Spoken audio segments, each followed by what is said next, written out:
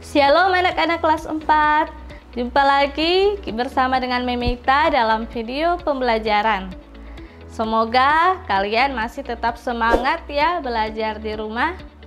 Nah, anak-anak, pada video kali ini kita kembali belajar pada tema 8, daerah tempat tinggalku, subtema 1, lingkungan tempat tinggalku.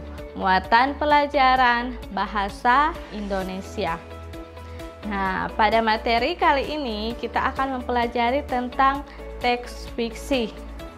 Pernahkah kalian membaca cerita legenda atau dongeng binatang? Nah, ayo mari kita pelajari lebih dalam lagi apa itu teks fiksi. Menjelaskan teks fiksi beserta unsur-unsur pembentuknya. Teks fiksi adalah teks yang berisi rekaan atau khayalan yang tidak berdasarkan kenyataan. Unsur-unsur teks fiksi terdiri dari tokoh, tema, alur, latar, dan amanat. Tokoh merupakan pelaku cerita atau sesuatu yang mengalami peristiwa di dalam suatu cerita. Tema merupakan dasar cerita atau sesuatu yang menjadi pokok terbentuknya suatu cerita. Alur merupakan rangkaian peristiwa atau kejadian yang terdapat dalam suatu cerita. Latar merupakan keterangan yang menjelaskan keadaan dalam suatu cerita. Latar dalam teks fiksi terbagi menjadi 3, yaitu latar tempat, latar waktu, dan latar suasana. Amanat merupakan pesan yang terkandung dalam sebuah cerita. Nah, anak-anak, teks fiksi juga terdiri dari beberapa jenis. Yang pertama, legenda. Legenda adalah cerita rakyat pada zaman dahulu yang ada hubungannya dengan peristiwa sejarah. Contohnya, cerita legenda Danau Toba, Malin Kundang, dan legenda Batu Menangis. Kedua, cerita jenaka, yang merupakan cerita penghibur yang membangkitkan tawa, jenaka, keriangan, atau sindiran. Contohnya cerita Si Kebayan, Kebay Malang, dan cerita Pak Pandir. Yang ketiga, saga atau cerita Panji, yang merupakan cerita rakyat yang bersifat legendaris tentang kepahlawanan atau petualangan yang mengagumkan. Contohnya cerita Damar Wulan, cerita Rama dan Sinta. Yang keempat, fabel, yang merupakan cerita yang menggambarkan watak manusia yang tokohnya diperankan oleh hewan.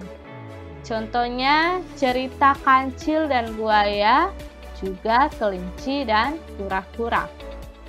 Dan yang kelima, mite, yang merupakan cerita yang mempunyai latar belakang sejarah, dipercayai oleh masyarakat sebagai cerita yang benar-benar terjadi dan dianggap suci.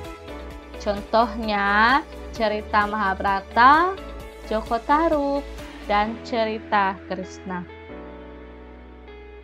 Berikut menjelaskan amanat dalam teks fiksi. Amanat merupakan pesan yang terkandung dalam suatu cerita.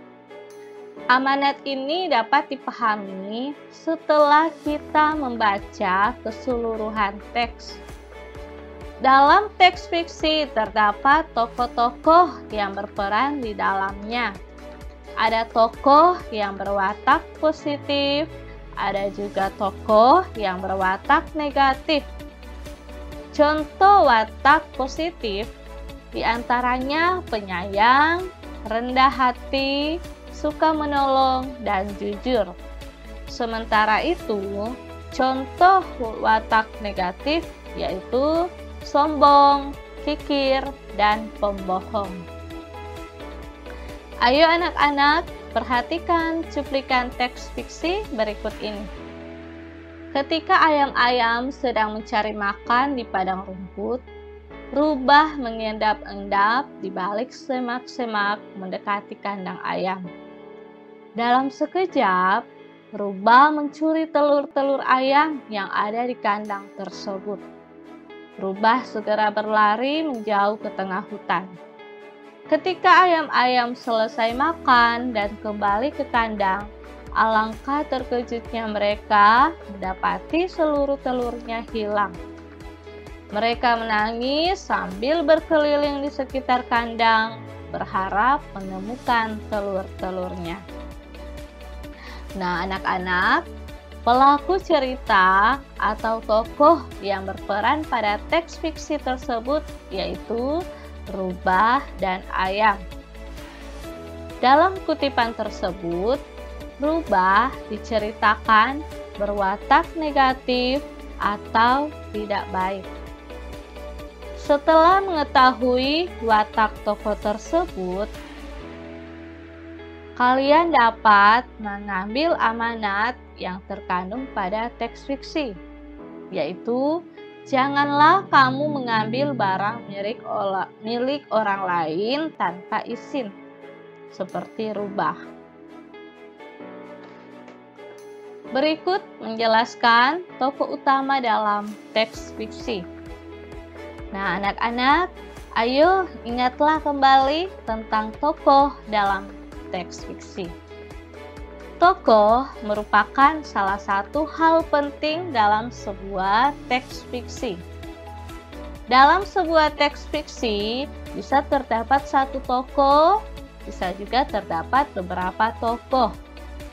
Setiap tokoh memiliki peran atau fungsinya masing-masing dalam suatu cerita. Setiap tokoh utama yang terdapat pada teks fiksi biasanya memiliki dua sifat, yaitu sifat baik atau positif dan sifat tidak baik atau negatif. Tokoh yang memiliki sifat baik disebut tokoh protagonis. Sedangkan tokoh yang memiliki sifat tidak baik disebut tokoh antagonis. Dalam sebuah teks fiksi, pasti terdapat tokoh-tokoh yang berperan di dalamnya. Jadi ada tokoh utama, juga ada tokoh tambahan. Tokoh utama adalah tokoh yang menjadi pelaku utama dan tokoh yang mengalami semua peristiwa dalam cerita. Sedangkan tokoh tambahan adalah tokoh yang hadir sebagai tokoh pendukung dari tokoh utama. Kamu dapat menentukan peran tokoh dalam cerita dengan membaca cerita secara keseluruhan. Selain itu, setiap tokoh tersebut tentunya memiliki watak atau karakter yang berbeda satu sama lain. Untuk mengetahui watak atau karakter tokoh, kamu perlu membaca cerita dengan seksama, mulai dari bagian awal cerita hingga akhir cerita. Dengan demikian, kamu dapat mengetahui dan memahami karakter dari tiap-tiap tokoh yang berperan dalam cerita. Nah, anak-anak, itulah materi yang dapat Mem sampaikan pada video pembelajaran kali ini. Semoga materi ini dapat bermanfaat untuk kalian semua. Terima kasih, sampai jumpa di video pembelajaran selanjutnya. Tuhan Yesus memberkati.